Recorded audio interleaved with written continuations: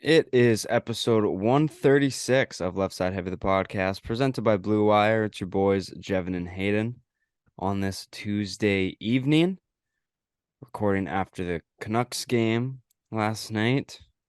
I am Only the extremely, Canucks game. I am extremely hungover because I consumed a lot of beers because I wrote my final yesterday as well. Done school, done the semester at least. Till my Ooh. last term, month off. So I got into one last night. Went to the Canucks game. It was the first period was probably the most depressing part of my life. It was the beginning of 28-3.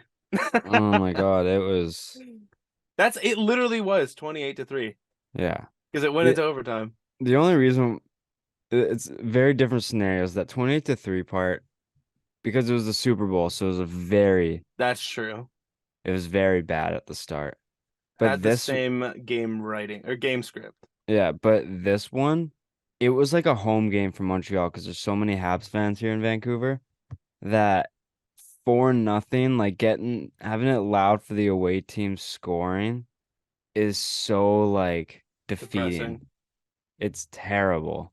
And we'll get into it later, but yeah, it was an insane night. I just got a new doctor. Um, and she asked me, "How many drinks do you usually have in a week on average?" And I'm like, "About 7 to 10." I had 7 yesterday. So my average might be going up. Yeah, I'd say it's definitely about a 7.4 now, Yeah, at least. it's tough right now, but how are you doing, man? Oh, pretty good. I was absolutely just worked to the bone today. A good 9.5 hour shift. That'll do it. Spent the last hour of it driving from West Van to Coquitlam or Poco. So yeah. With the first snowfall, did you get stuck in terrible traffic? Thank God I didn't, but or because I end work at 2, Yeah. so I missed like everything and I'm only behind the fiddle, so I don't have to go that far. Okay, that's not bad then. It wasn't even that bad, but just no, people don't know how to drive, Yeah, and well, it like, is a tragedy. well, a lot of it was like stuff out of the driver's control because, like, just the People falling conditions, down hills. people weren't prepared for it and stuff Hmm. like that. But And here's my thing. You need to have your winter tires on or your all seasons on in October. It yeah, is illegal for you to be with summer tires past October. hmm So everyone who got in an accident, I think I there was 3,500 ICBC claims in one day. Wow. So and that's all the people probably not like majority of that is probably not at fault people. Yeah, 100%. So there's probably like at least double that that are still out there. And if you don't have your winters on, you are a bitch. Just Certified. pay the money, get tires, just get all seasons. Yeah, You get all seasons because that's all Vancouver ever has to go through. And then just don't be a dumbass. yeah. Realize that your car is gonna slip when you turn a couple corners, but if you're a good, decent driver, you'll realize you're only gonna go like 2 kilometers around a corner. hmm Yeah, it took my buddy Ian, shout out to Ian Wilson, in my class. It took him 4 hours to get from BCIT to the Port Man, Tragedy. and that's not far. No. And he lives in Agassiz. So Oh my God. it took him over 8 hours to get home. At that point, just sleep in your car. Yeah, like it's terrible. The Port Man was going from 4 lanes to one. It was terrible. Dude. Yeah. Holy fuck. I feel so bad for that guy. Yeah, Georgia's boss lives in Lions Bay. I think it took him 12 From New hours to get home. West. Oh. 10 or Oh 12 dear, oh hours to get dear. home. Yeah, it was At a that point, it's tough like, day. don't come in the next day. Don't Yeah, come in. just move into the fucking off. I would have heard the traffic report and maybe Just just slept in the or office. just he's got money, just book a hotel close by and then shower and just stay at work. Yeah. I wouldn't even go home at that point. No. Nah, it'd be terrible.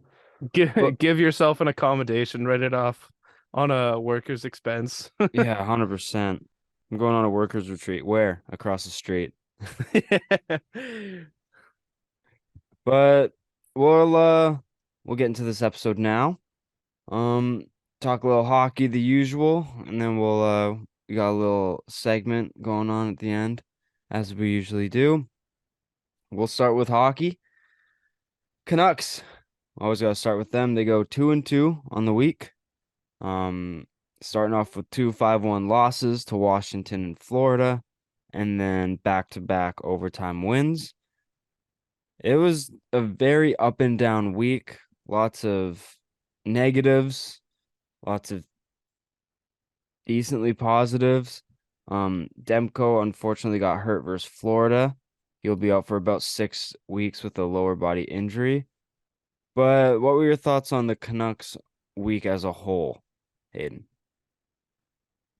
Man, if that isn't generalizing a question, I don't know what is. This week, it was just up and down.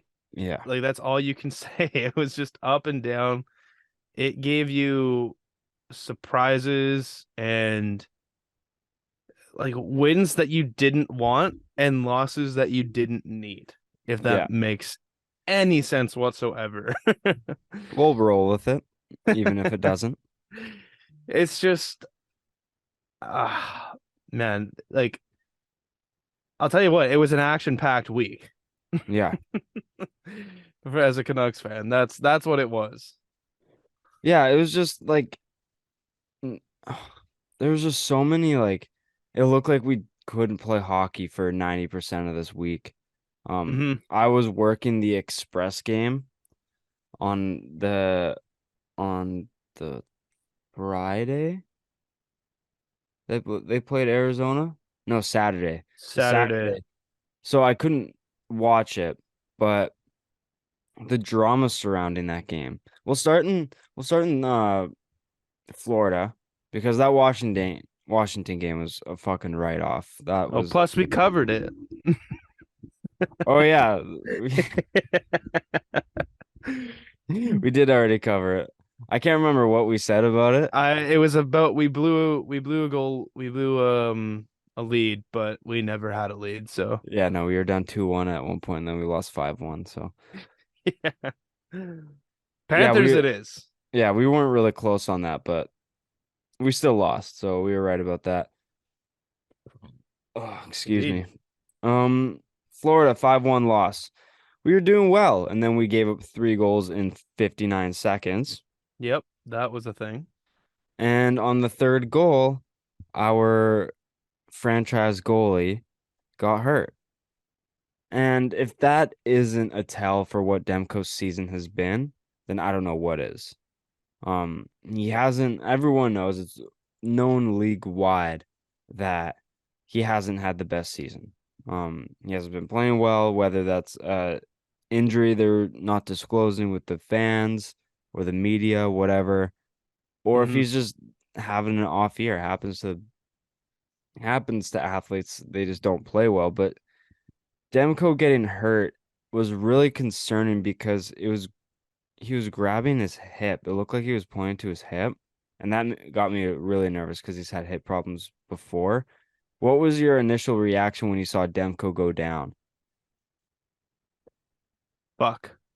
Yeah, Yeah, I mean, obviously he hasn't had the best of years this year, but seeing like your backbone of your team go down, it's like, yeah, well, at least Spencer Martin has been playing good.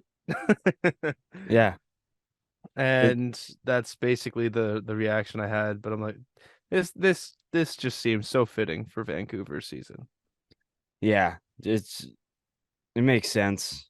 Like as soon as something's not going right, they're just gonna yeah, we're not gonna make it right forever. So Mm-mm. keep hurting. But he goes down 5-1 loss. Spencer Martin comes in, does a decent job, but it's just not enough. Canucks don't give any goal support. What's new? Um, Arizona win. You probably saw more of it than me, but Boeser, it was announced pregame that Brock Boeser was going to be a healthy scratch. And a lot of people immediately went to the point of is he going to get traded because news came out prior that the Canucks management team gave his agency and his Brock Besser's team permission to talk to other teams and seek of a trade. Now, this is very emotional for the city of Vancouver and for him, of course, because Brock Besser's probably gone through every emotional roller coaster known to man in the past year and a half. But Brock Besser is in a position where I think he needs a change of scenery in order to get to the level he was on his rookie year when he got 29 goals before getting hurt. He hasn't done it for me the past bit, but he's also my favorite Canuck. Just as a person, um I just like I think he carries the city very well. I think he represents the city and the team very well. But like in terms of a business move, in terms of like needing someone just like with a better skill set or like better different package of skills, I think Besser just needs a change of scenery and it sucks because I hate seeing my favorite player, one of my favorite players get to this point. But when you heard about Besser's team getting permission to talk to other teams, how did that sit with you? I mean, it's for me, it was fine. This should have happened a while ago, in my opinion. Uh, because he hasn't been producing. Yeah, Yeah. he's great for the city, but like as a business decision for him, I think you're right when he needs a change of scenery. Also, yeah, he was said that he was a healthy scratch, but then he wasn't. Comes Um in, yeah, Dakota Joshua got hurt in warm-ups and Brock Besser filled in. imagine that. Of course he scores, you know. Yeah. He scores and gets 4 shots on goal and has a very, very decent night. Like it's just how I don't even know like what to what the words I can put into my mouth. I don't know how to say it because Besser the last like 2 weeks has been playing like top quality hockey. Yeah. Definitely wasn't what it was like the first 6 weeks, but the last 2 weeks he's been playing competent hockey and he's moving around the second and third line on the power play unit, you know, but it's like until he gets on a consistent point per game basis, which I don't think he will here, Hmm. I think he needs a fresh start somewhere and just to get away from Vancouver and all the bad memories that he might have might be his like big thing, you know? Yeah, I think I think that's a really good point. A fresh start might erase everything and just clean slate. It sucks to see, but I think he deserves a fresh start and just like to get away from the drama that Vancouver brings because they're also in the terms of like they're in the they're in no man's land. Yeah. Like we're not good enough to compete, but we're not bad enough to get to And we've been be saying in this contention for Bedard. for the So past couple weeks. I think like players like Horvat, Besser, they deserve to be in spots where it's like I want to go to a team that at least has a direction that's up and coming or like is contending right now. And Hmm. Horvat's already come out and said that he doesn't want to go through a rebuild. So the Canucks team is going to look very different probably around All-Star break, like after the roster freeze is uplifted. There's probably going to be a ton of moves made. Craig Button for TSN has announced that there's a very good chance, very high chance, and probable chance that Boeser and Horvat aren't on the team by the deadline. So, And that's in the good of the wellness for the team moving into next year yeah, because I just, they are playing with such good capital right now. yeah, I just wish we gave the money to Horvat, not Miller, but Yep. that's the conversation we've already had. Yep. But yeah, so I think Besser playing and scoring um was really special for him and important for him because it was on Hockey Fights Cancer, and his dad battled cancer and unfortunately didn't win his battle. So that was a very important goal and night for him, and I'm happy that he was able to play for it. But I've seen many things, and I kind of agree with it that it was a poorly handled situation by Bruce to like out of all night scratch him on that one. Yeah, like Um, because I just think nothing is going right for Vancouver right now besides Patterson putting up points and Horvat scoring a lot. But like like a madman. that's the only thing going right. No one's doing And anything Luke Shen beneficial for the crushing team. the fuck out of people. Yeah, setting the record. Like it's just this. I don't know with this team anymore, but it almost showed against Montreal last night. Canucks. They kind of dominated the first bit of the game. Uh, we had a lot of chances. Brock Besser almost had one of the most beautiful assists of the season. Backhand toe drag around the defender, passed it over cross crease, but Montembeault made a very good save. Canucks were dominating the first like 5 to 10 minutes of the game. We were up 9-1 in shots, and then our incompetent defenders and breakout came into the spotlight, turn it over, one pass over to Cole Caulfield, rips it home, and then that's when the floodgates opened. It was goal after goal, 4-0 after the first, and it was in Vancouver. There are so many Habs fans that it felt like a home game. There's competing, go Canucks go, go Habs go. Like we were just so many people chirping each other and going down 4-0 in your own barn to the away opponent fan base is brutal. Oh, so obnoxious, I bet. Yeah, it was just like refuse suck wars. And oh, it was just terrible. Like I could do nothing but put my head on the railing and be like, what am I watching right now? I want to go home. Were you watching the game and like did you notice I was. how many Canadians fans were in the stands? No, I didn't notice how many Canadians fans. I'll be honest, I had the game up on my second monitor here. Mm-hmm. I was actually doing some quality gaming last night with the boys. Uh, but the funniest thing was Connor Evers, our guy, put a nice little parlay on a couple of random shit, and then the Flames and the Canucks, whereas like two hockey like Mm-hmm. parlay, right? And oh my God, I'll tell you what, man, it was the funniest thing. As we were gaming, we just hear Connor, like as we're playing, fuck. And then and then it just kept happening. And then after the second goal, I was like, okay, I gotta stop playing. Punched punched it in to actually watch the game. And Yeah. then I saw 3-0. And then I saw 4-0. And then I'm in the like first intermission. I'm like talking with Connor, and he's like, "Oh man, I have a cash out right now. Like it's $3." And he put $20 into it. I'm like, dude, at that point, just let it ride. Who gives a shit about $3, you know? Yeah. It's not gonna help.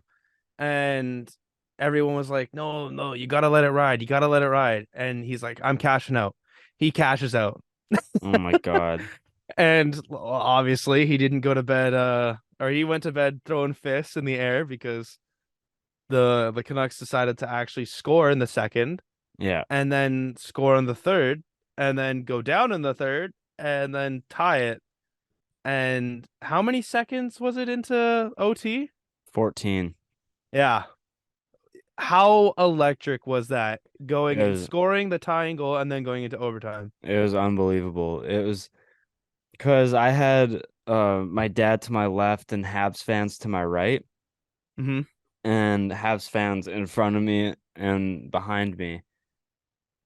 And let me rewind to the Suzuki goal, I think. Or it was when JT Miller was doing four of those fucking behind the back passes on the power play to Oh Hughes. yeah, yeah, Bro, he failed five in a row. At that point, stop. yeah. Don't do it anymore. He did It's it, not even a and then we it's not got even scored on. cheeky.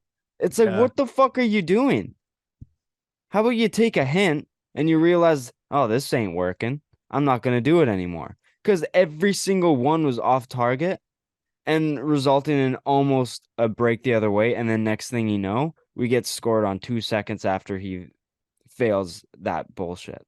It's like, bro, what the fuck, dude? Stop. There's no point to it. Just make a pass. Mm-hmm. It's not hard. But um when we got the first one, um I was like, all right, we got some mojo going. The wheels are greased Mm-hmm. up a little bit. It's not completely embarrassing getting shut out in your own barn. That's what I'm thinking. You don't want to Yeah. get shut out in your own barn. And then um Pedersen scored. No, Mikheyev scored. Yeah, Mikheyev. Mikheyev. I'm trying to think of swear from where I was sitting, I can't remember.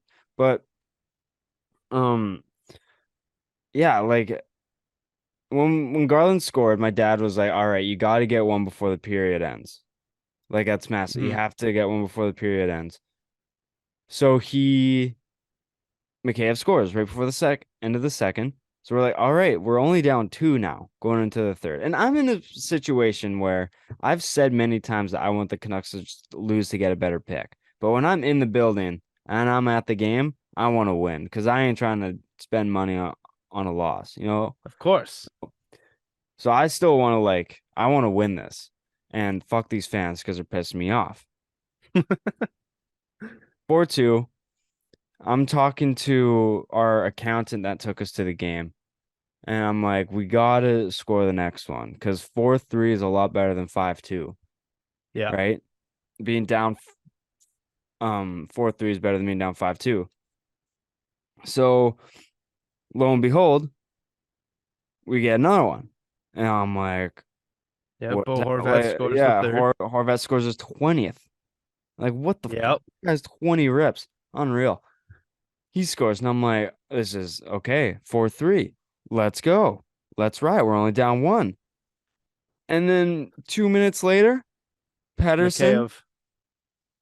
Patterson gets the puck down low, passes it over to Mikheyev, goal tied up. I'm like, what is actually happening right now? We're like, it was 4-0. It's now 4-4. These Habs fans to my right haven't made a peep since 4-2. They've been awfully quiet. Haven't said shit. They've been awfully quiet. And then Stednika, Yep. the man who no one gave a fuck about until tonight. No, I'm not sorry, at all. Stednika, but no one cared. No one, probably some people were like, oh, he's in the lineup. Shit, okay. Say less. Pinches, Montebo turns it over, goes into front, top box. Great, great heads up play by Yeah. Studnicka too. Like getting around into the passing lane and then taking it the opposite way and just managing to fit it in a pretty tight window. Oh, he got it like an inch over the Dude, crossbar. Like, oh, dude, it was a snipe. And I knew it went in immediately because no sound was made. So I'm like, he hit the top netting he and hit, it yeah. bounced right out. It just looked right. And I saw the ref point and I'm like, it's 5-4. Fucking how? is at 5-4. This is insane. And then they tied up.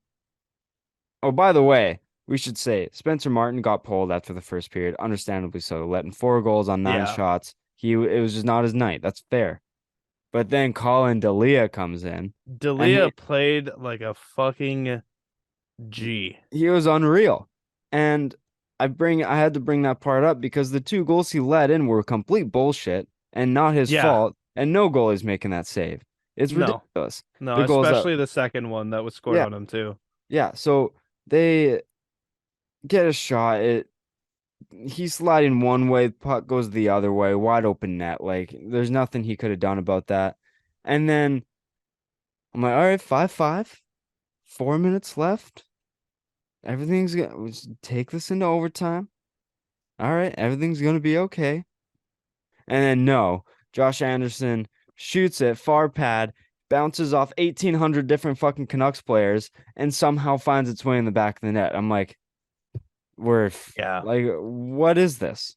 We're yeah. What a doomed. f- Nothing. what a way for Dalia to get his second goal scored against him. I'm like, nothing's going on. How does that even happen? The puck wasn't even going that fast. Hughes stops, bounces off his skate, off a waist, off a shin pad, off a face, off a helmet, and then in the net somehow. It's like, it, where's the physics on that? How does that even line up? That doesn't make any sense. No. So it was insane. And I'm like, you're kidding me.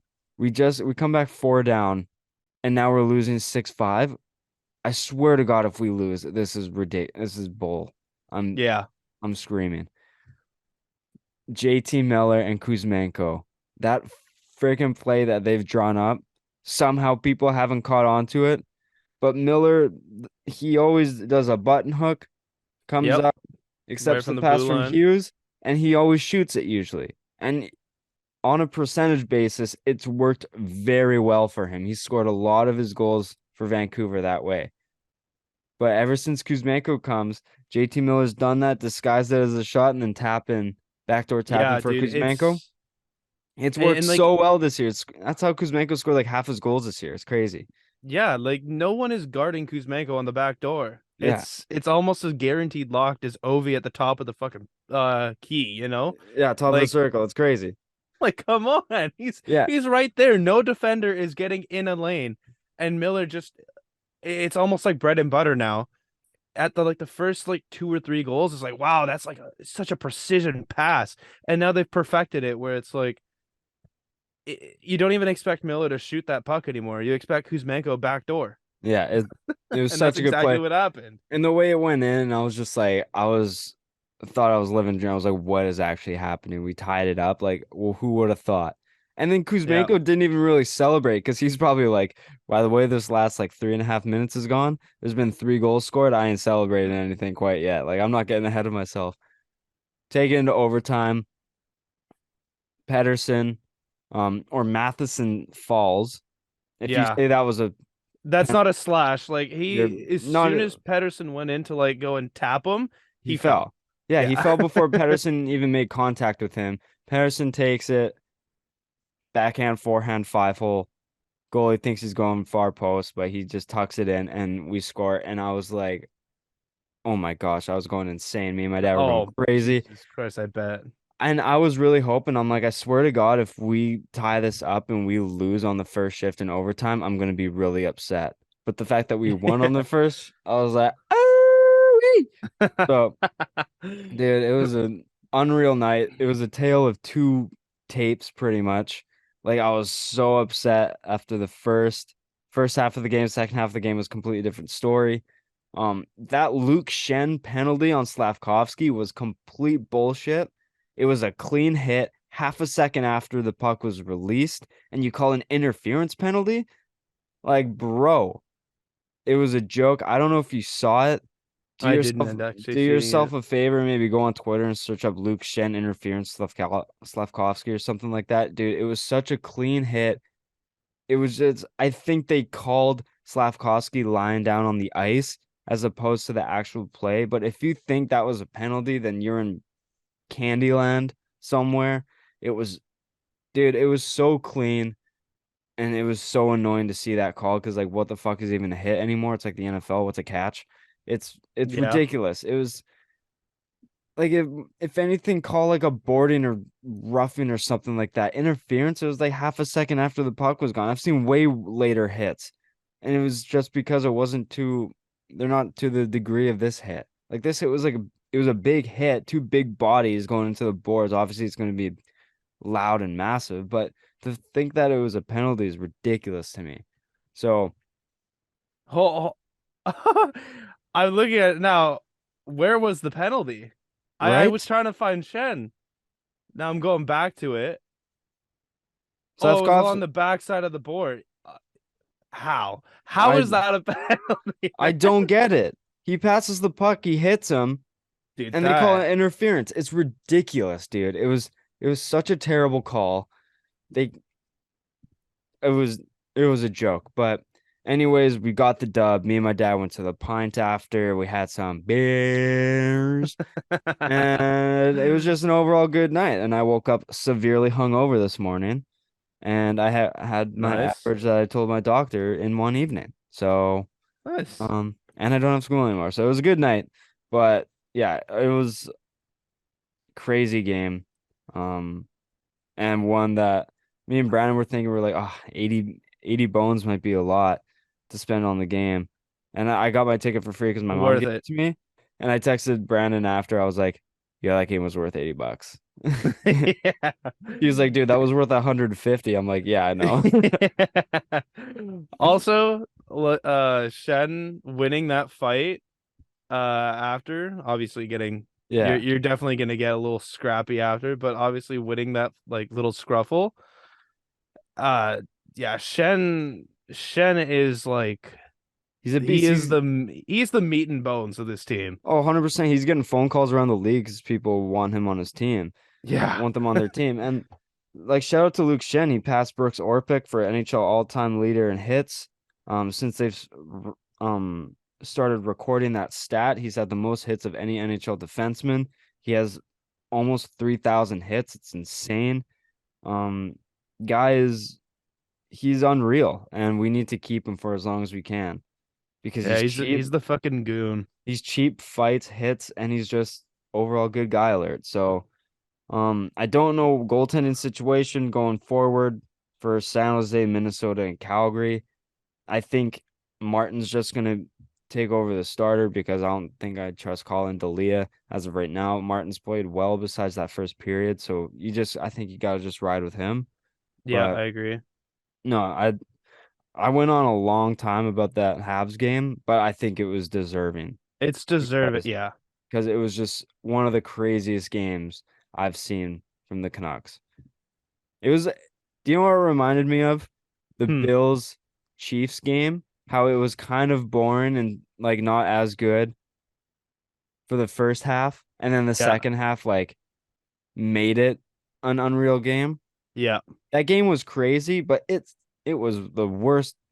I wanted to be anywhere else but that arena in the Yeah, first half of the game. it But was the just kind of second half like of the game made up for it. It was crazy. Um, but yeah, we'll move on to some notes here. Rupe Hintz signs an 8-year, $67.6 million deal with Dallas. That's just under 8.5 a year. Rupe Hintz is one of the most underrated players in the league. He's big, fast, skilled. He's over a point per game right now. I don't know if you saw this deal, Hayden, but or much about Rupe Hintz, but overall thoughts about this deal. I actually haven't seen this. I like I said, I've been a fucking dog at work today. I haven't gotten any This happened a couple uh days ago. Um, but damn. Haven't had the look on the phone here. Looking trying to find the contract extension now and exactly who he is. I've never actually heard of Rupe Hintz. but yeah, he's keep an eye out for him because he's really good, and this contract is like Jamie Benn and Sagan's contracts, their big contracts are up in a couple years. Robertson's bridge deal is going to be up when Sagan's deal is up. So those guys are either going to be re-signed for really cheap and not the money that they're making now when these kind of kick in. So they're sitting in Candyland right now. Dallas Stars. Rupe Hintz is an absolute player. So that was a Did good he deal in my opinion. did Um he lose like a bet or something? Why is he looking like Slim Shady, bro? spitting bars. Um that was like the Yeah, he had a that was the negotiation process. It was like if you can spit Rap God, then we'll give you 8.5. If you can't, then we'll give you 7.5. He's like, all right, say less. say less. Looking for me now, looking at like his career, he's definitely turned it on. In the last 2 years, Hmm. I guess 72 points in 80 games will do that for you, Yeah, and then already having 30 this year with 24 games in. Yeah, that's pretty good. Definitely good for him to get this deal done early because his first 3 years, ew, nothing, nothing to write home about. Definitely the first 3 years of any person's career. Uh, yeah, but I mean, the way that the contracts line up with Dallas will definitely be really good once all the vets leave and there's hints and then there's also Robertson that Dallas has. So yeah. It's crazy. this is good for Dallas. Yeah.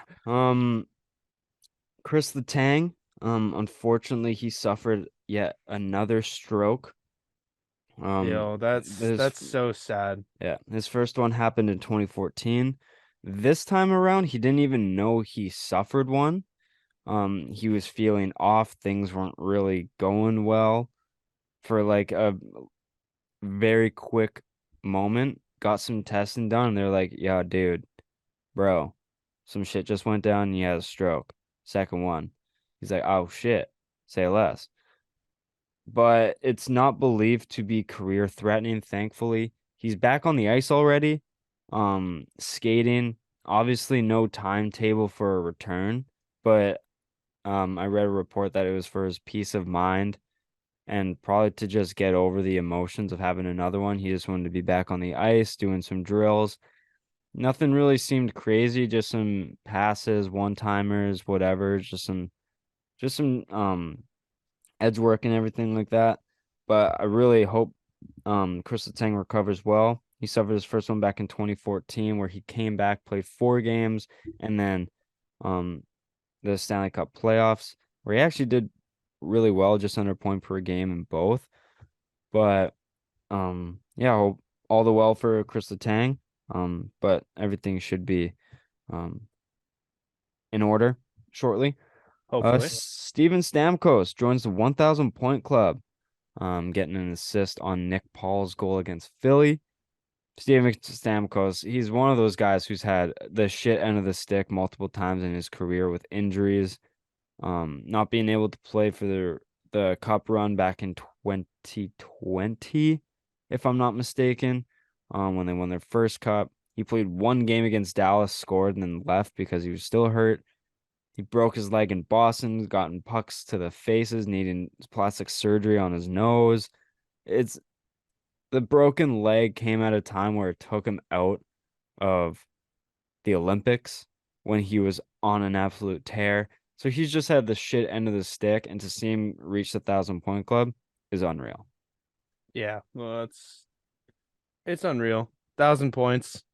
Went through this again a while ago. Yeah, this is And he's just one of the man. childhood players for us that like a lot of people wanted to be like. Yeah, no, definitely. Like playing hockey in the driveway, like I'm Ovi, I'm Stamkos, or I'm Patty Kane, I'm Crosby, I'm gonna be Stamkos, like number 91. Like he's one of my favorite players, and seeing him in the 1,000 point club is really cool. Yeah, you also have a great fantasy team name, that has to do with him. So Yeah, Stammer's Hammer. Let's Stammer go. Stammer. Oh my God. The Bruins. Last episode we talked about how they hit 12 games, setting a franchise record or setting an NHL record for most home games in a row. They reached 14 straight home wins, which is diabolical, but unfortunately that came to an end with the shootout loss to Vegas, who's also been an absolute wagon this year. Funny enough, Swayman came out after the game and said we gotta clean up mistakes. Can't have this happening, whatever. And that was their third loss of the season, and they still got a point out of it. So suck my nuts, Swayman, because my team He's hasn't. literally just putting his dick like in everyone's mouth saying Uh, that. It's like, yeah, yeah, we got to clean it up. Shut the fuck up. You have three losses, man. yeah, you have four total losses, and one of them you still got a point out of it. Yeah, So kiss my ass. exactly. Oh, so annoying. Uh, Speaking of streaks, Mitch Marner sets a Maple Leafs record for 19 straight games with a point. And our boy, Michael Bartner, MB on Hockey, made a really good point. As much as you want to shit on the Leafs, Marner, whatever, this stat is super impressive for how long this team has been around. Hmm. Yeah. How long have the Leafs been around? Like Since 100 like plus? since the Stone Age or some shit. I don't know. Let Let's me I'll search it up here. Okay, yeah, search it up. But to reach like he 9 goals, 17 assists for 26 points. He's just been absolutely unreal. And you just can't give anything like nothing but respect to him because he's such a skilled player. Really skilled two-way 105 years play. old. Yeah. In 105 years and 19 games he sets it at. Like that's really That's crazy. cool. That's really cool for how long the team's been around and you get to set that record. Like it's unreal. So congrats to Mitch Marner. Um Patrick Kane, he records his 1200th point. We were just kind of speaking about that. You kind of put Patty Kane and Steven Stamkos in the same area, both drafted just a couple years apart. Patrick Kane, he's probably my favorite player of all time.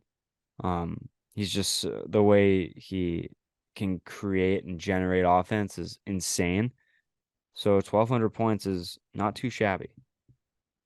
Bro, that's crazy. Steven Stamkos, Patrick Kane, back to back first overall picks. Yeah, was Kane '07? 2007, Stamkos, '08. Yeah.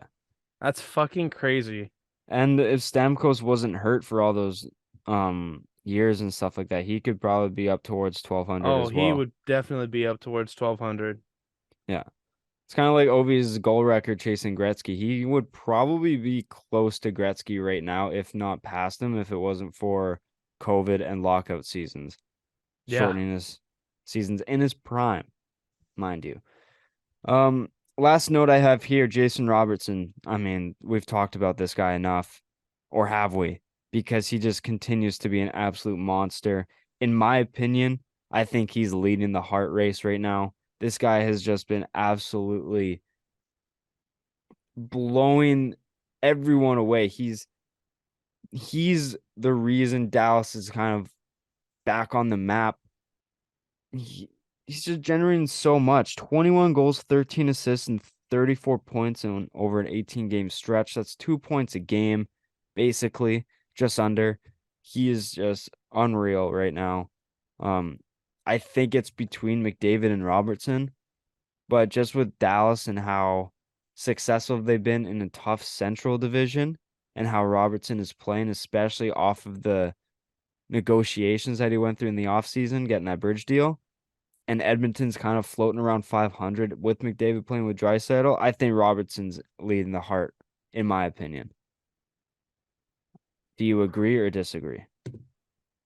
Uh, I mean, I don't really think you can disagree, but you know what? He's leading. McDavid is still leading in points, like total. I think McDavid still leads the heart because he's he's a elite goal scorer and elite playmaker. Mm-hmm. You know what I mean? And Robertson, like he's just found the flame and he's gonna ride that flame and good on him.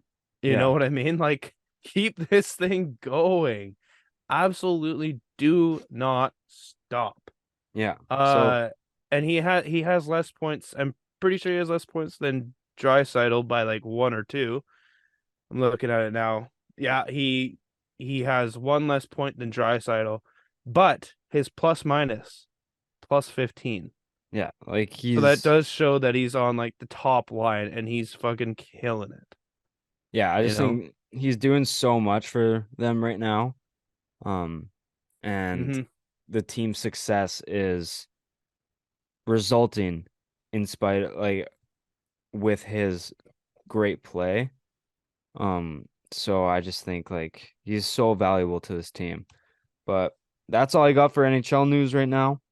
We're Um, not halfway into this season yet, are we?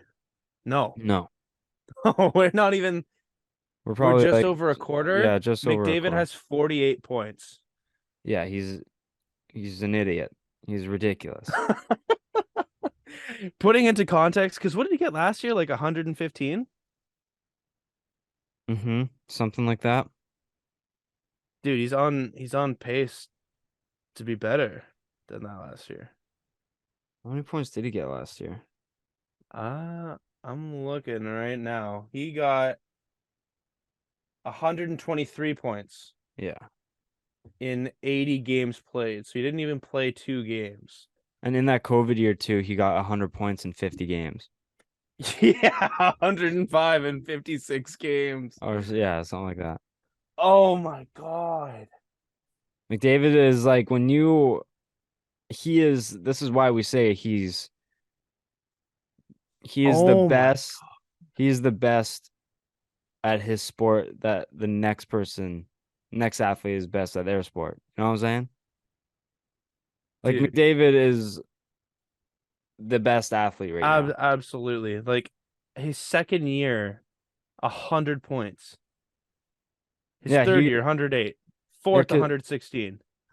yeah, he's ridiculous. The only reason why he didn't clip 100 in his rookie year is because he got hurt for a long time because he like broke his collarbone or some shit. Yeah, he only played 45 games. He was still over a point per game. Yeah, he's an idiot. It's ridiculous. But I'm gonna flea flicker it over to you for some NFL. Ooh, a flea flicker. Yeah, Let's go. let's go. All right. NFL week 13 of 18. Jev, it's getting to that time. Let's get into the witching hour, Oh, it's getting to boys. the witching month, bro. Oh, I'm so sad. 4 games left. Oh, well, no, yeah, 4 games left, basically. The last bye week, is this week. And then we're gonna have all 16 teams play through weeks 15 to 18. Mm-hmm. Yeah, I'm just sad. Uh Sad because, this season doesn't look so good for the both of us. Yeah. Um so I want to cry in the club, you know? Yeah. Why am I crying at the club right now? Why? We'll start it off with Thursday night football. Already face palming. The Bills take care of business. Back-to-back games on Thursday nights for the Bills and Patriots. I don't know if you realize that, but that's kind of crazy. Yeah. Back-to-back Thursday night games or Thursday games. Yeah, because Bill, the first one was Thanksgiving, right? Exactly. Yeah, Bills played in the morning against the Lions, Yeah, and we and played them then in here. Patriots played at night. Yeah, I think more hope is lost than gained after this one. Hmm.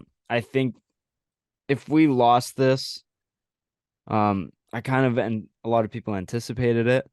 I wouldn't have been surprised if we maybe squeaked out a win because we're always hot and cold versus Buffalo. For some Um, reason. yeah, it's really weird, but I really think we let that Minnesota game slip away from us. Um, I truly think if we won that game, then we'd be in a lot better position. But Oh, definitely. like something needs to change. When your best offensive player was a cornerback, like we need to do some work. Like Yeah. I was having this conversation with Scott, friend of the show, Scott Ani. Give him a follow. he called me when I was at work and he was like, "What the fuck do we do? Do we Damn, like calls do?" you at work about it. Yeah, he's like, "I need someone with a fucking brain about the Patriots and stuff. Like, what do we do?" Because like he was rattled. He was going off. He was like, I think we're good enough to be in playoffs, but like we're in the You're not position." going anywhere. He's like, "We're in the position where it's like we're too good to be bad, but we're too bad to be good." He's like, we're gonna have like the 13th overall draft pick, but like, Gonna trade it back. yeah, it's just gonna be it's a weird position for New England. Um, I still am on the train. Like, we need anyone but these two inflatable fucking car dealership dummies to get stripped of their offensive coordinator duties Yeah. because nothing is working. They have no clue what the fuck they're doing. Mac Jones is clearly frustrated now. He hates the fact that they're Oh doing yeah. this. Did you see read his lips on the sideline when he was going off Oh on the yeah. coaching staff? He was Pass the like, fucking ball. The yeah, fucking run game sucks. yeah,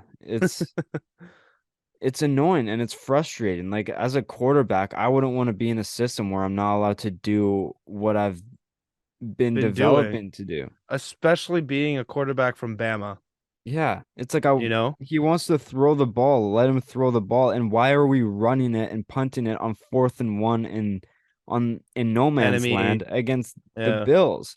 Like, don't we want to try and run with these guys? Like, what the fuck are we doing?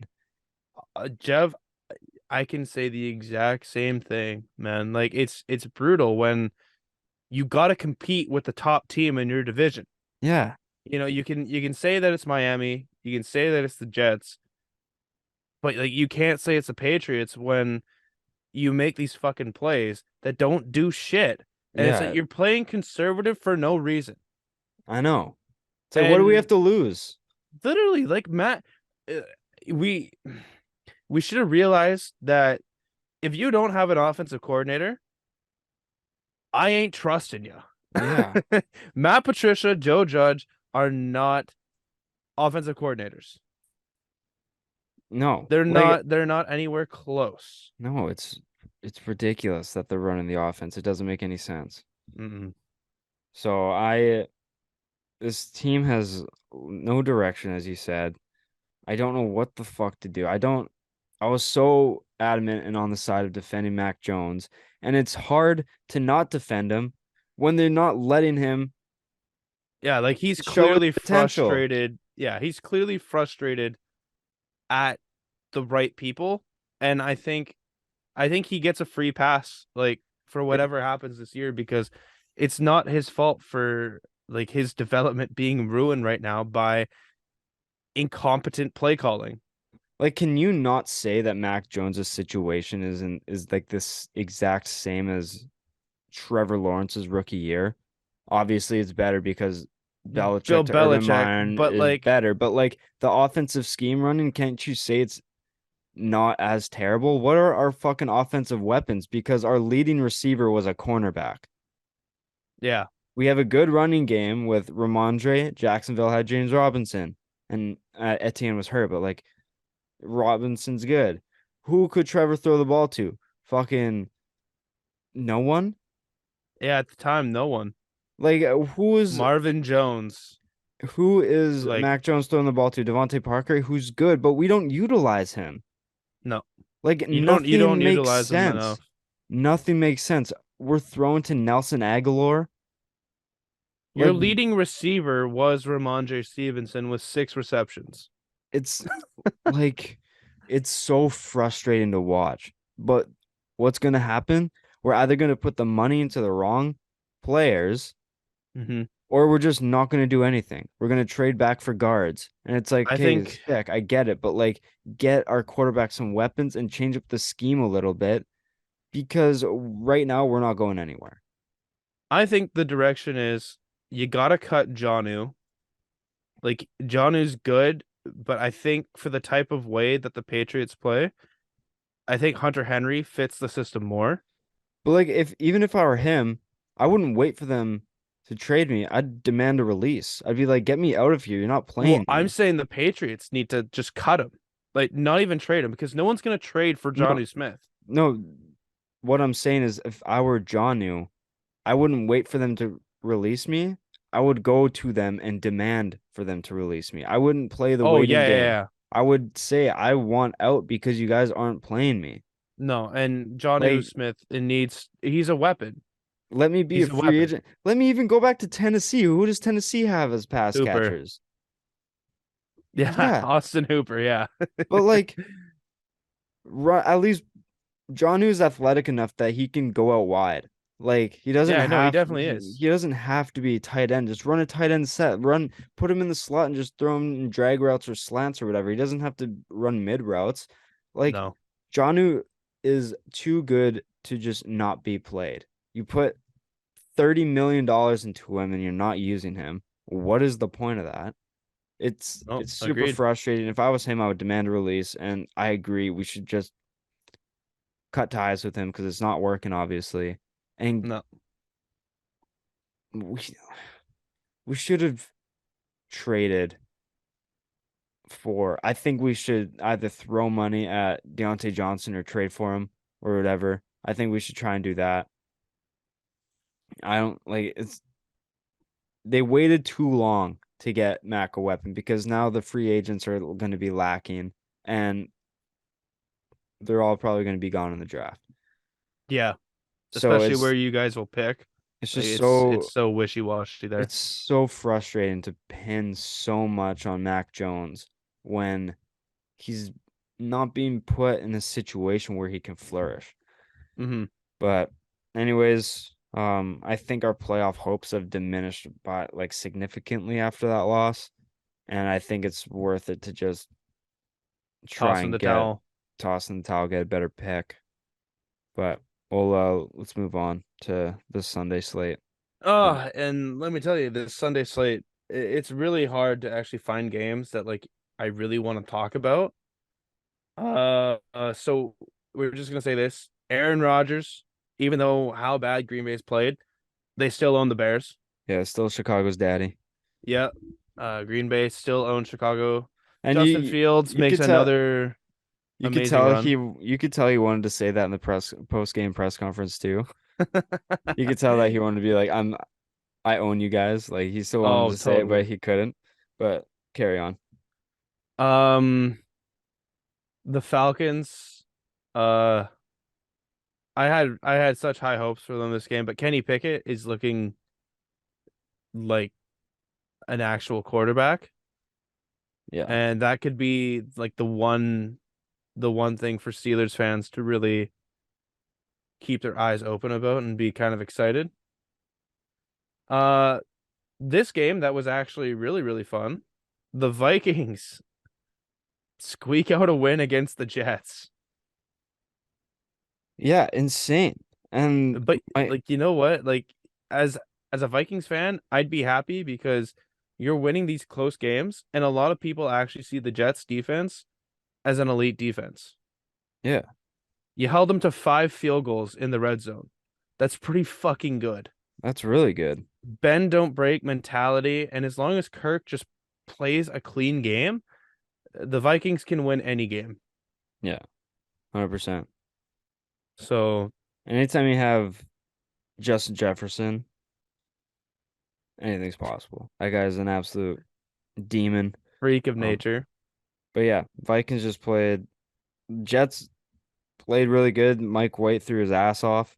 370 yards, just under 2 picks, unfortunately. But yeah, Zach Wilson is Infinity War dust at I this point. I hate that Robert Saleh said that he still wants to get Zach Wilson to play this year, or the goal is to. It's like, Why? why? Clearly something works with Mike White. A lot of people are rolling with Mike White. I'll see a lot of people really rolling with Zach Wilson right now. And Mike Uh White was in the same draft as Wilson, right? Just like a few rounds later. no, I think Mike White was drafted 4 years ago, if I'm I thought Mike And White was the same draft year, just like uh round or let's something like that. let's see. He was dates joined 2019. No, he joined Dallas in 2018. So yeah, Okay. 4 years ago. But yeah, he's slinging the rock and he's making good plays. He just needs time. Yeah. But you can see the raw talent there. So there has something in him. Hmm. Um, two games I was completely wrong on. Back to back. We'll just do it. Jacksonville should have realized it. Huge win against Baltimore. Should have realized that they'll lay an absolute dud to Dan Campbell's Lions. Holy shit, man. Amon-Ra St. Brown, DeAndre Swift, and Jamal Williams. Absolute stud muffins. The Lions are playing so like the Lions this game to crush Jacksonville after Jacksonville had such an emotional win is Yeah. just such a big fuck you to like we're not the Lions anymore. We're not the Lions of late. Yeah, 100%. Like, and also if there's one thing that you could put money on, is a Jamal Williams 1 yard touchdown run. Oh, Is dude, he has so funny. 14 touchdowns this Yeah. year. I that trade will still go down in history between me and Donnie. Donnie, if you're listening, it's unfortunate that this had to happen to you. But I sent over Jerry Judy and she sent me Jamal Williams. I am I'm sitting pretty with that one. Sitting pretty.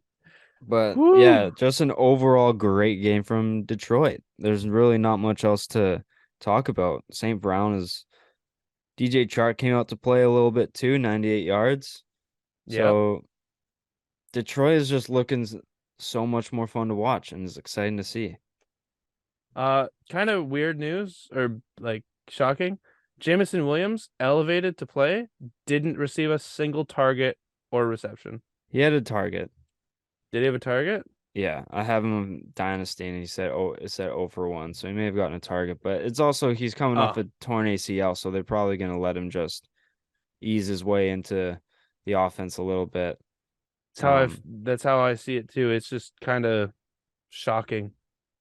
At some point you Like he gotta didn't at elevate. least Yeah, at some point you gotta elevate him, and then at some point actually put him in a game plan. he'll probably have a much more to do next week.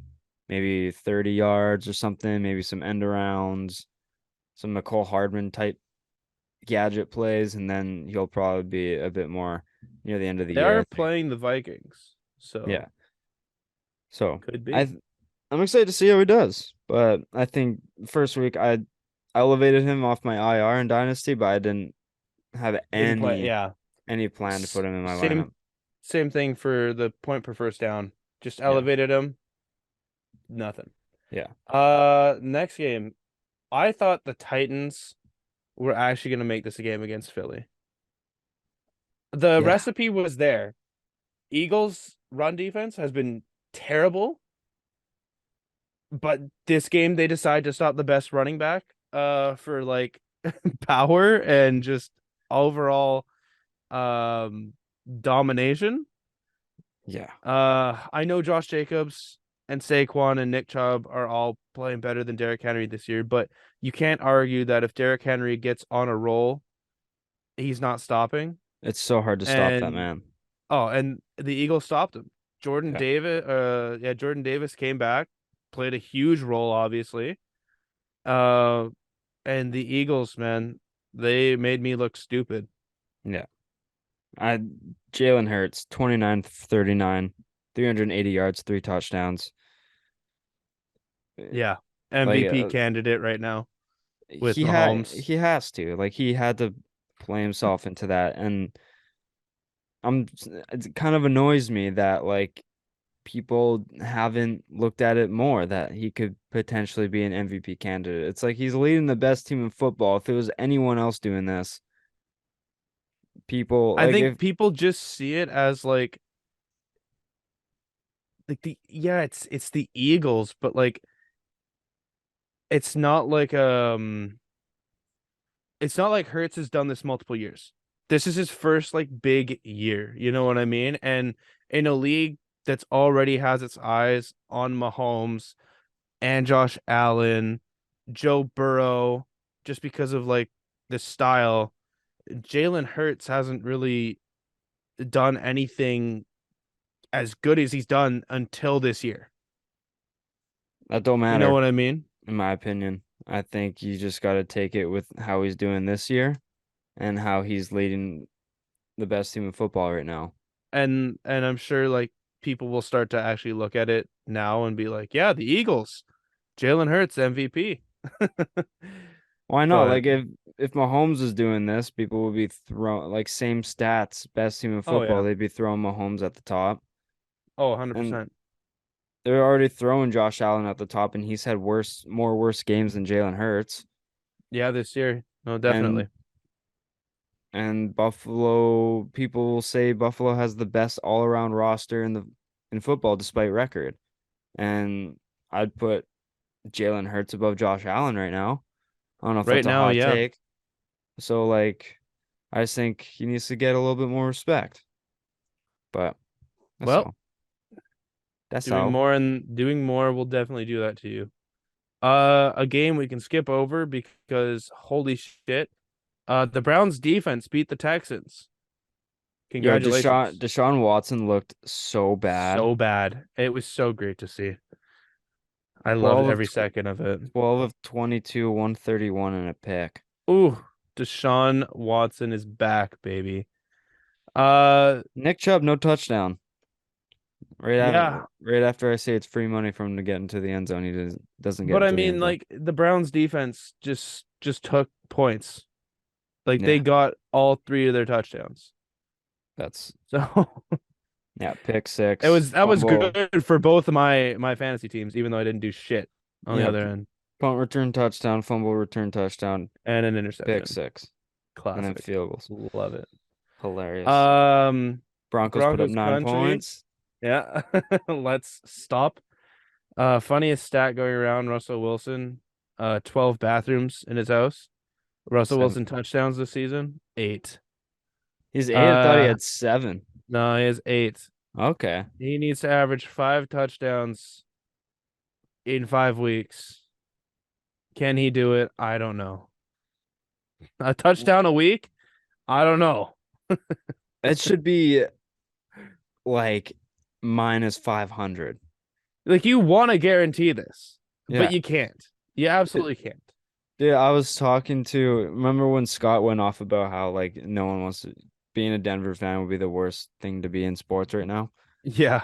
When he called me about the Patriots phone call after Thursday night, his Broncos boy was on the phone call as well, and we were talking, and we were basically chirping him about Denver and stuff like that, and he was literally like, I don't know what to do. I'm so sick of this team. Russell Wilson was ranked the 33rd quarterback in like week 10 or whatever, and there's And there's 32 teams in the 32 league. teams. Yeah. He's like, this guy fucking is so bad. It's unreal. Carson Wentz hasn't played since week 6, and he has more touchdown passes still than Russell Wilson. Like Which is fucking hilarious. Carson Wentz has 12 or something like that, and Russell Wilson has 8. It's a joke, dude. And look, Absolutely. I'm not gonna pin this and like he's going to be this bad next season because like Thatcher Demko this year, he's having a really bad year. Russell Wilson's having a really bad year. But at some point, you think a guy of his caliber and how he's played, Would actually even throw for a good amount of yards and have a competent game of touchdowns. just last year, like he played so much better than he is this year, and he didn't even play that good last year. It's it's crazy to me.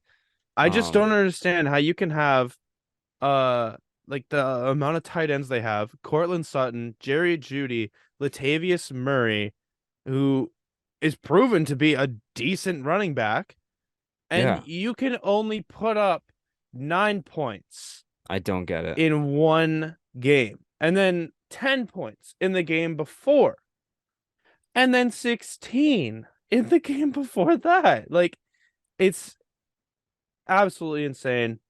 Broncos country, I feel bad for you. Let's die. Yeah, Uh, it's crazy. we can kind of skip over this game because no one won. Giants commies. We'll see you again in 2 weeks. Yo, I want to say something about Washington. They're officially on the L list after that Sean Taylor statue. Oh, We don't we even have don't even get me started. we haven't talked about it yet. And the amount of Oh. disrespect, this team can't do anything right. Why can't they do Sean Taylor a proper like remembrance of one of your best players ever? One of the dude, he was the bright spot of the NFL before he unfortunately got killed. And that's you're gonna do him dirty like that? No, like making him wear a Nike jersey, which he never wore, with Reebok pants, soccer cleats, and gloves. He never wore gloves. And it wasn't even like a statue. It was basically It was a wire. mannequin. It was like wire or Yeah. some shit. It was ridiculous. Like if you're gonna do a wire rack, okay, fine. But where's the tape on his face mask? Where's the tape on each individual finger? Where's his actual game worn cleats? You know he has game worn cleats that he probably gave. And why, oh, why can't you put on the right equipment for this guy? It doesn't make Put on sense, a man. game worn jersey that he had. Like, Sean Taylor is one of the most inspirational football players to ever play. If you ever go on YouTube and want to just have like a feel good moment about like the most random person ever, like search up on YouTube Sean Taylor life story. Yeah. You will absolutely feel for a guy you've never known in your life. This person uh was an amazing standout human being in the Washington community. He played football like it was his last game, his last snap every down. Mm-hmm. And he was a loving father who fought for his girlfriend and his daughter and unfortunately passed away in his own home. Yeah. Like, come on, Washington, get a memorial for this guy right. I know. I'm sick and tired of this shit, man. But yeah, it was terrible to see that. The fact that we're talking about that being the cornerstone talking point of this game, Next terrible. game, move on. Next game. um 49ers. RIP Jimmy Garoppolo's ankle, but Foot. yeah, the foot or was it foot? Yeah, Oh it's his yeah, he's foot. a Liz Frank injury. Yeah. It actually Um, came out. It's he not doesn't Liz need Frank. surgery. Doesn't Oh, need it's yeah, it was thought to be Liz Frank, but I right. don't think it is. Yeah, he doesn't need surgery and he can make it back for the divisional, right? Yeah, 6 to 7 weeks, so he could be back for the playoffs. Yeah. Like midway through the playoffs.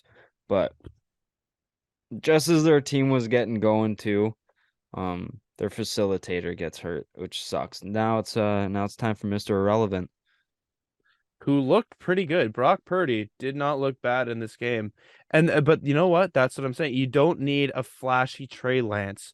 You just need a game manager. And as long as Brock Purdy can make the right plays and get the ball to McCaffrey, you're gonna be fine. Yeah.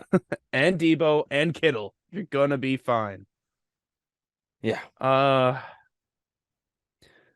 uh, Um, I I was don't gonna really say want to one. talk about both LA teams. I was gonna say one just briefly about LA. Brandon Okay. Staley, I wouldn't be surprised if he's gassed at the end of the year. This Sean guy, Payton's next home, baby. like Justin Herbert, deserves more. Um, Oh yeah. like just when we thought that he was the answer, he's putting this team backwards. He's the Like, problem. how are you only putting up 20 points against a fraudulent Vegas defense when like let Herbert fly? He hasn't been able to do his thing. So Yep. I think Staley wouldn't be surprised if he's gone. That's the only thing I really have to say about that. And you know what? I'll add on to that. Just because uh the Raiders are shit. I think we know that. They were shut out by a team with at the time only 3 wins.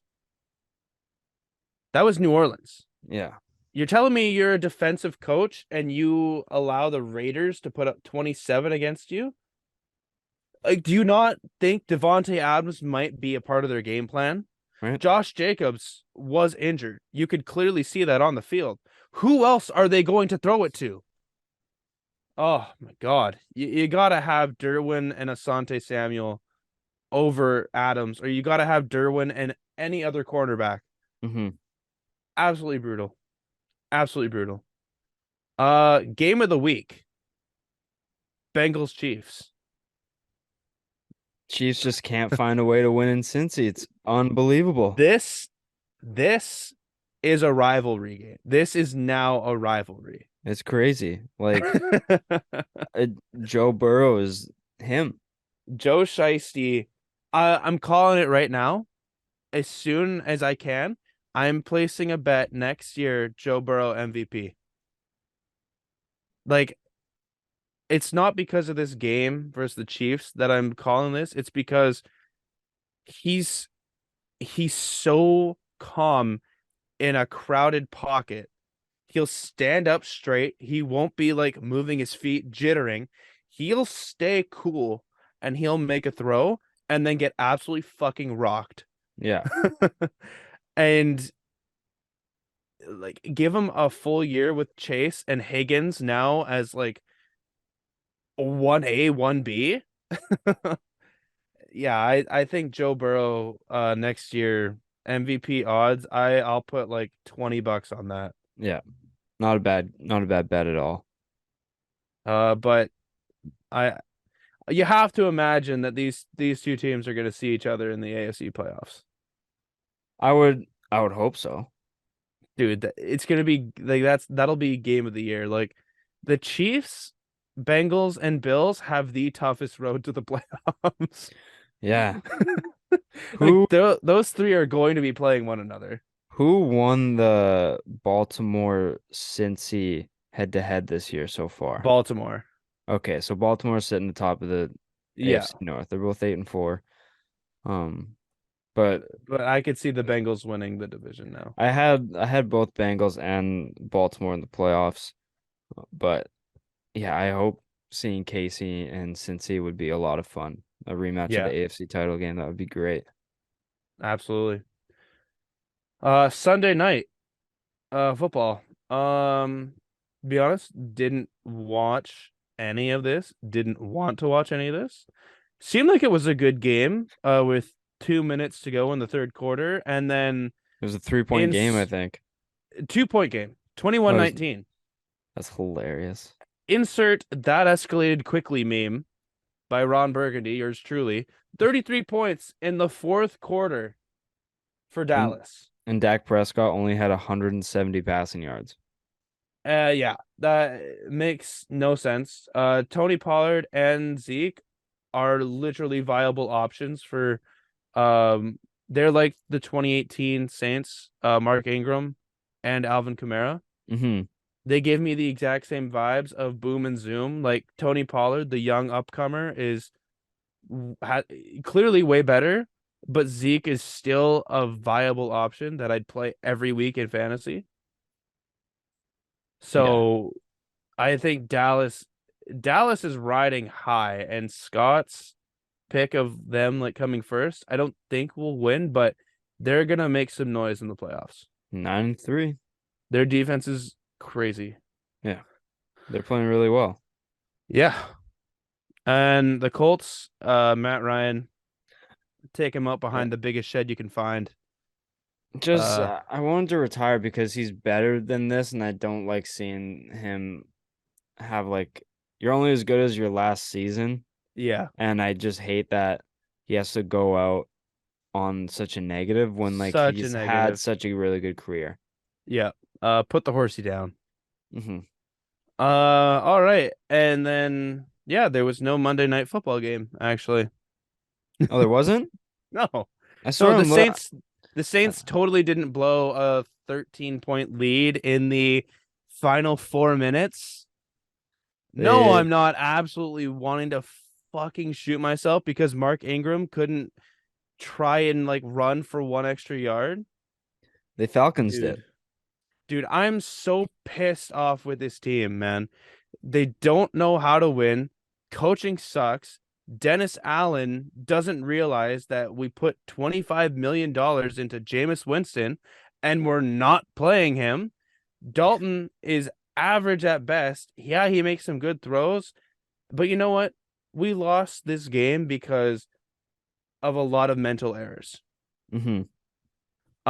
Chris Olave dropping a a pass that I've never seen him drop. His first drop that he's had this whole season. Absolutely Wow. insane. What a way to come to just against the Bucks, of course, happens. Uh like I said, Mark Ingram not getting a yard. Uh them going after Alvin Kamara and basically saying, "Yeah, you don't get any like quality touches. You get the stretch runs." Against one of the best run defenses that has had it out for Kamara for like the past 2.5 years. Like he hasn't had a good game against Tampa in so long. It's just crazy. And then on 3rd and 1, why are we throwing a slant pass and not running it with Taysom Hill? And then on 4th and 1, from the exact same spot, why are we punting it? Only up 13 in Tampa Bay's zone. Like, go for it. Who cares? If you're gonna punt it to them, might as well just fasten the fucking fasten the drive and let Tampa Bay score with like a minute less. This team just this I know I said that I'm out for the season and I still am, but it's amazing that this team found this way to lose. Yeah. And like holy shit. All I can hope for is for the Chargers to just fucking crash and burn and Sean Payton gets traded over there. Because, oh my God, Yeah, it was. that's it.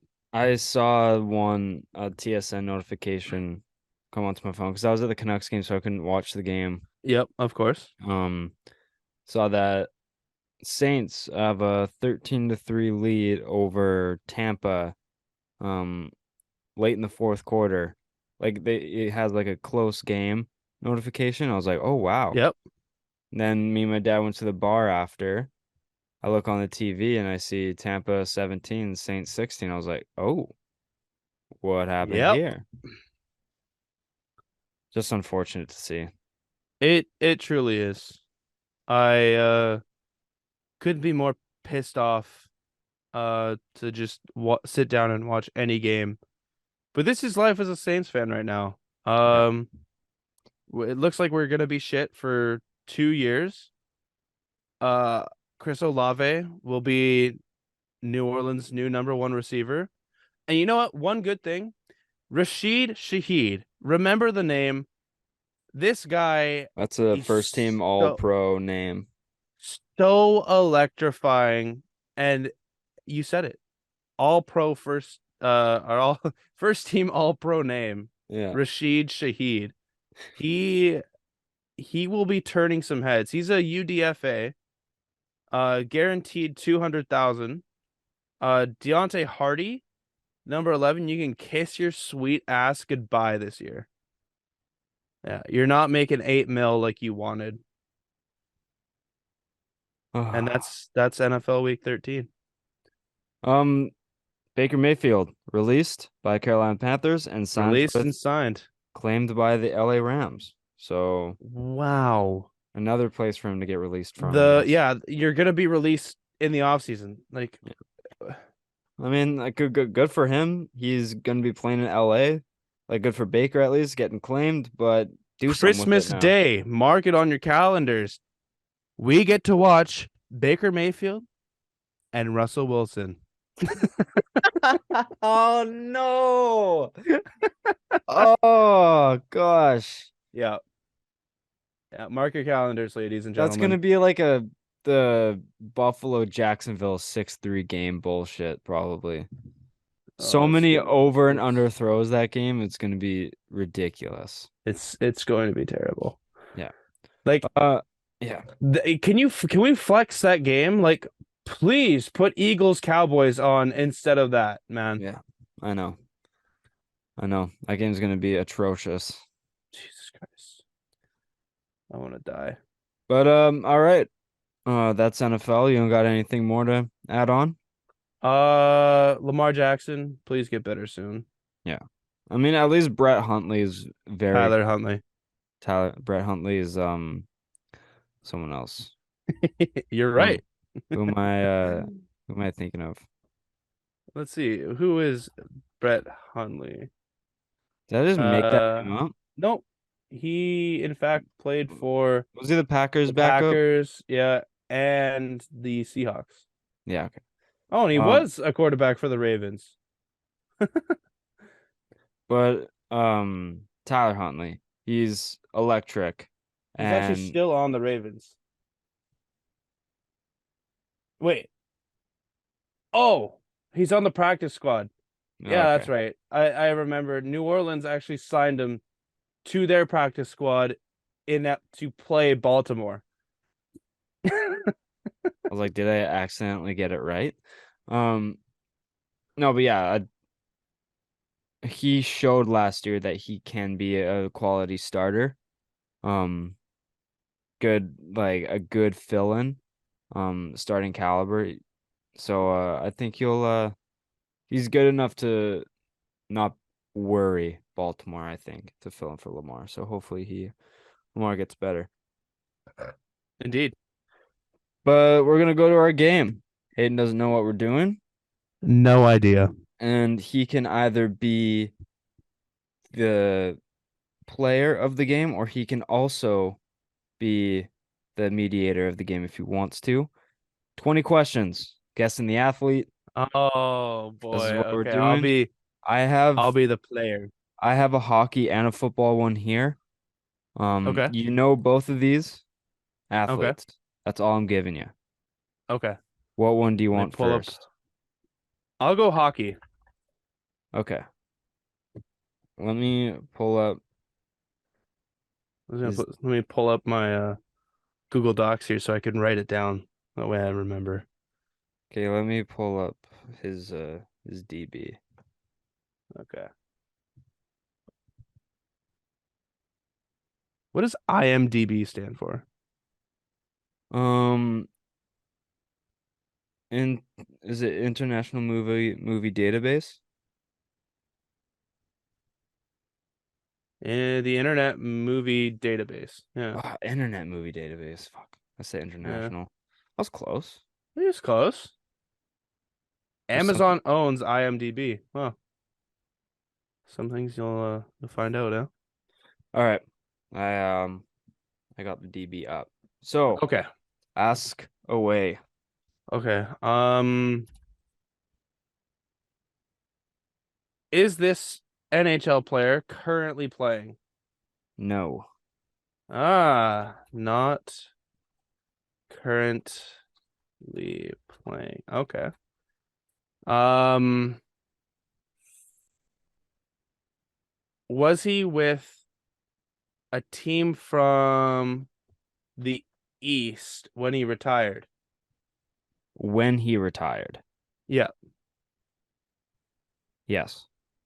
Oh, retired in the East.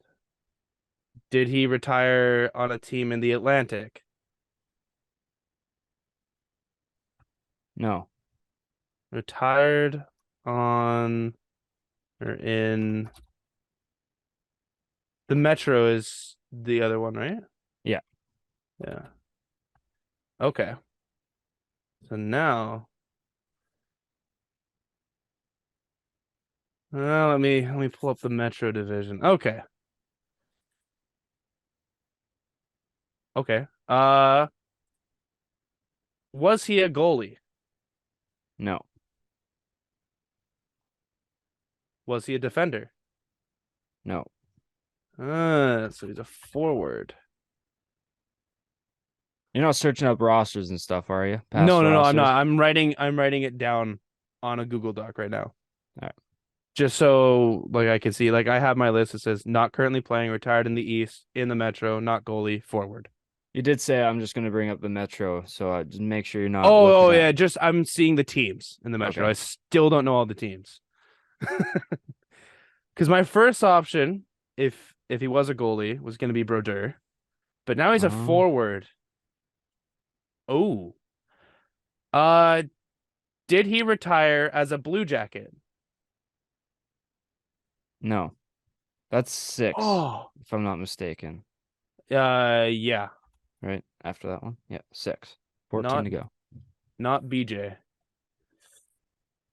And I know this guy. He's a forward. Correct. Ooh, okay. I got to start asking the big questions here. The big questions. Um, ooh, did he play for a team in the state? Ooh, in the yeah, did he play for a team in the state of New York? Correct. Oh, okay. So it's the Islanders or Rangers. Hmm. I think I still have a guess because I think he retired. Did he retire as a Ranger? Yes. Okay, my first guess, Rick Dash. No. Damn it. Damn. I also think he retired as like a Bruin or something. Really? Ah, He also fuck. might have signed like a 1 day contract kind of thing and retired with Columbus. He definitely could have. But I But remember he did play for the Rangers. he did. That's Okay, so he's still a Ranger. that's nine. Uh, was he a center? No. So he's a winger. Um, did he play both wings? No. Oh, I mean like he obviously like could have, but it's not listed as both. okay.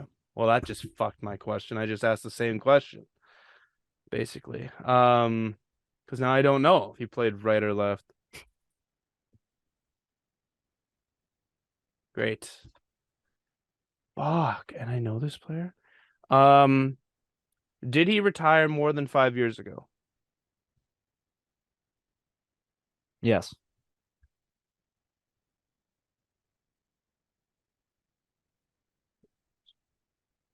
Hmm. Hmm. And I know this person. You do. Oh my God. Um, it's gonna be a real random guess. Did he ever play for the Calgary Flames? He did. Oh,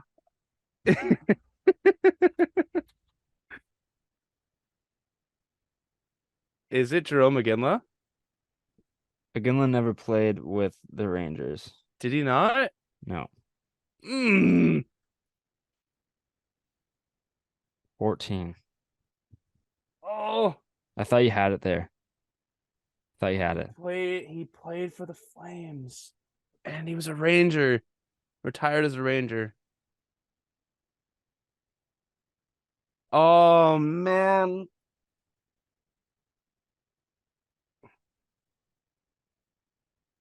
Huh. I don't even know like where to go from here. Did he play more than 10 years in the league? Yes. 5 questions to go.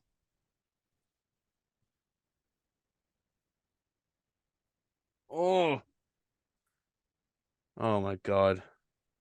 Hmm.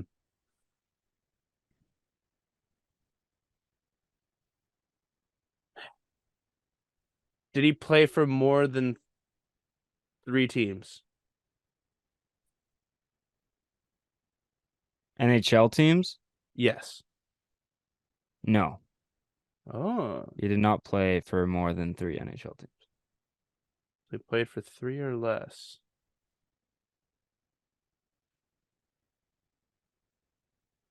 Four questions left. Man. Oh, I can't think of it.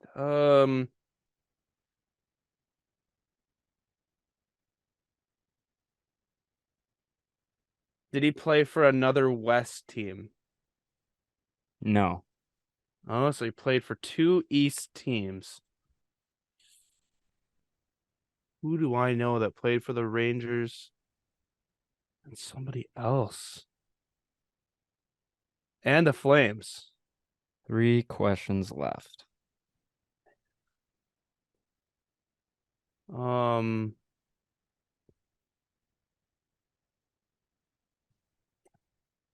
a forward, he's a winger, played for the Flames and the Rangers.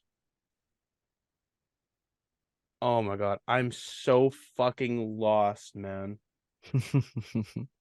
Um, I thought this one was too easy. Now I'm kind of, this is actually a good 20 questions. I guess I just gotta start like guessing people. But I don't know.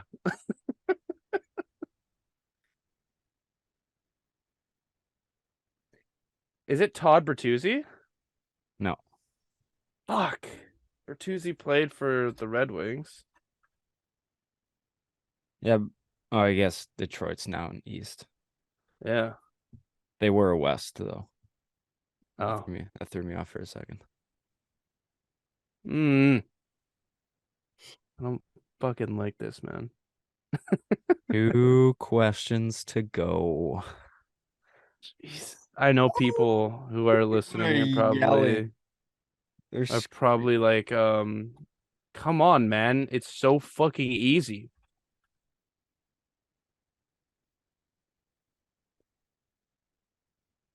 Like I can't.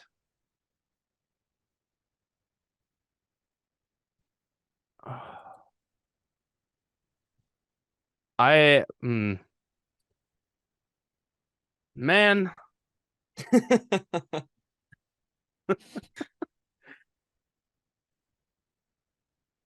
damn it.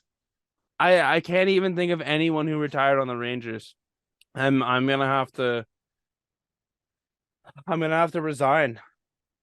You resign Yeah, officially. officially. So Hayden retires at 18 questions. Can't figure it out. Current head coach of the Montreal Canadiens, Martin St. Louis. Oh my God.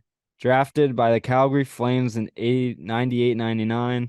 Played there until 2001, where he was traded to the Tampa Bay Lightning.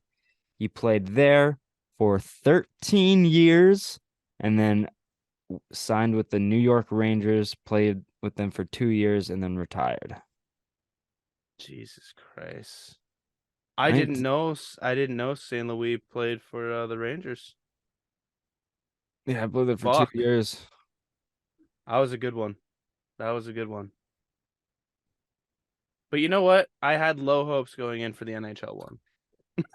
I thought you might have um been able to guess St. Louis. Did you know he played for Calgary? No, See, that's when not at like all. when you said like did he play for the Calgary Flames? I'm like, yes, he did. Like I didn't think you were gonna I was like, does he fucking know?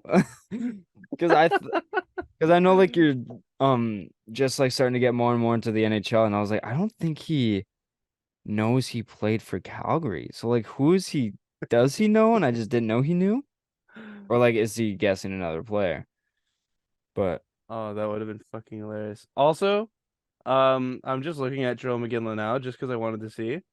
Calgary, Pittsburgh, Boston, Colorado, Los Angeles. yeah, he was a suitcase at the end of his career. He was Yeah. he was ring chasing. Literally. And he only went he never got over 100 points. Yeah. He was a power forward. He was brilliant though. He got 98 in 07, 08. Yeah. All right, Goddamn. let me search up this football players DB. All right. I have a lot of high hopes on this one. Yeah. Okay. Um, is this it?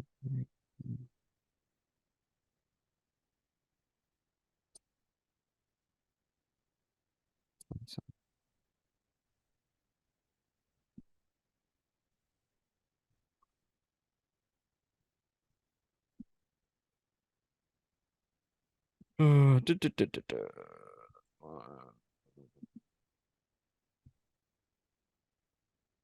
Just keep stalling. Just keep stalling. I was looking for the website, couldn't find it, but I got back to it. Okay, think we're ready to rock and roll here. Let's fucking go. All right, and Ready? yeah, All right. I really hope this is talking about the same player, but I think it is. Let's hope. All right. First things first. Did this player play, or did this person retire, or is my player still playing? No, All right. two Retired. retired players. Two retired There players. we go. Did he retire in the with a team in the AFC? Yes. All right.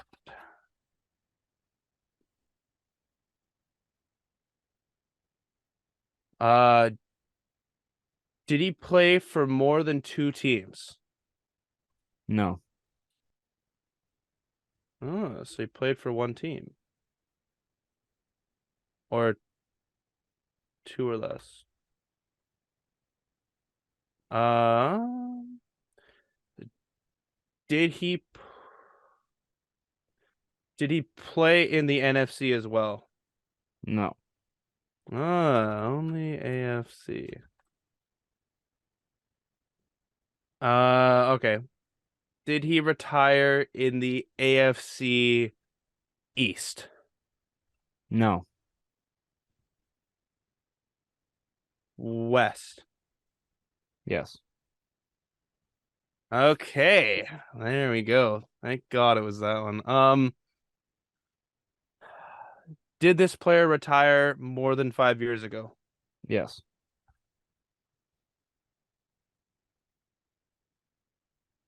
Did he retire more than 10 years ago?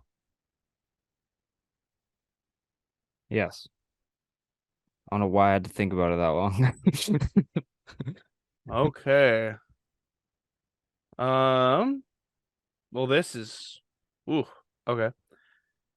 Did he retire as a Charger? No. Uh, Chief. No. Oh my God.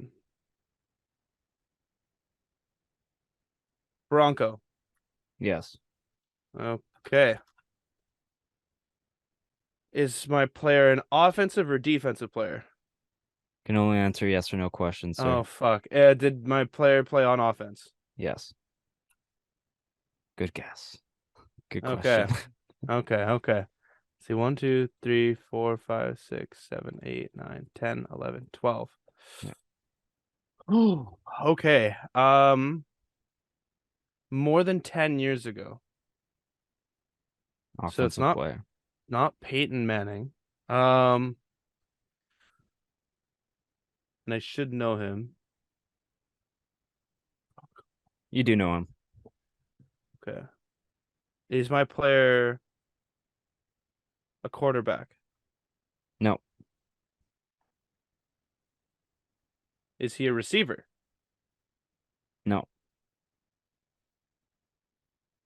Is he a running back? Yes.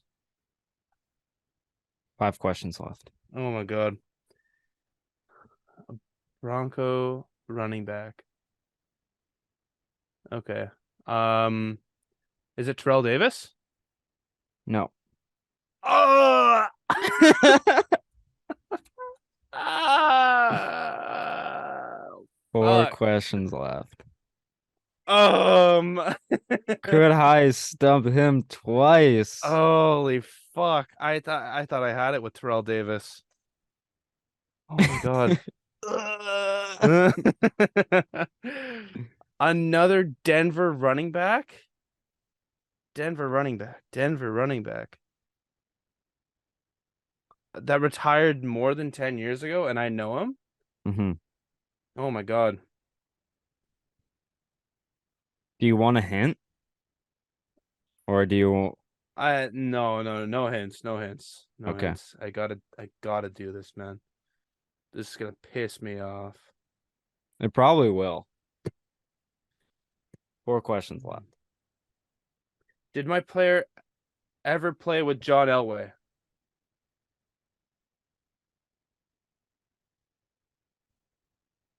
When did Elway retire?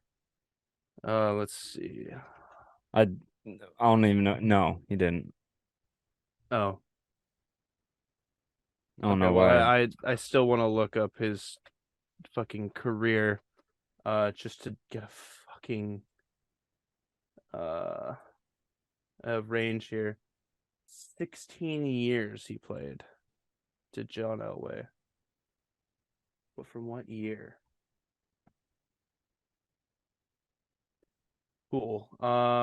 From 83 to 98, and he never played with John Elway. He did not. Oh, so this is like a 2000s running back, surely, because you wouldn't be that rude and go an 83 or 82 running back. So 1999 to 2012. Man, I thought Terrell Davis would have been it. Fuck.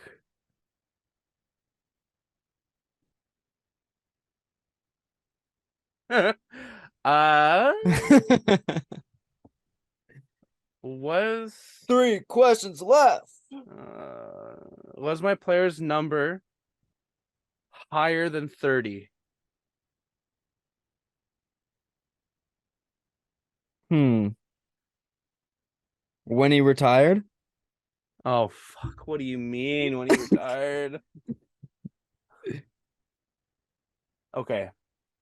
He played for AFC teams. He retired as a Broncos, so that's telling me that he wasn't good on the Broncos. So I think I'm in the whole wrong area. Oh. I should have tried to go for the team that he didn't retire as. So this is just gonna fuck me up. But can you get there with 3 questions? Oh my God. 2 questions, Um, technically. did my player play for a team in the AFC North? Nope. Did he play for a team in the AFC South? No. Oh, Huh? yeah. He No. had to have, No, right? you asked him, did he retire? Your first question is, where did he retire? Yeah. And then I asked, did he play for a team in the AFC North? And then I said, did he play for a team in the AFC South? Nope and nope. Oh my God. You're on question 20. You get one more question, then your 21st has to be a guess. I'm pretty sure that's how it works. Were both the teams he played for in the AFC West? No. Oh, what? But he only played in the AFC. Yeah, no, but before you asked, did he retire in the AFC East? Oh, And I said no. so he was an AFC East running back. Oh my God. Who re This is final guess. who retired as a Bronco? Oh my God. AFC East. So we got the Bills, got the Jets. I know it's not LaDainian Tomlinson because he retired as a Jet. And I know he played in the West. The Patriots. Who's the Patriots running back? Lawrence Maroney? Uh, man. Uh, So we got the Bills, Jets, Patriots. Why can't I think of the other AFC East team? Miami. Who was Miami's running back? And do I know him? Oh my God.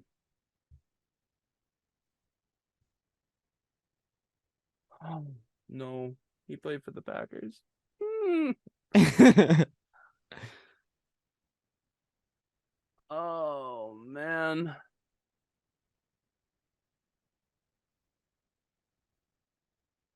I have like no other guess. Is it Amon Green? Are you locking it in? Yeah. You had him, Lawrence Lawrence Maroney. Maroney. You He had him. retired as a You he played 4 games with Denver in 2010 and retired. Oh, Hayden, when you said Lawrence Maroney, I was like, I swear to God, if he somehow pulls this. Oh, Hayden.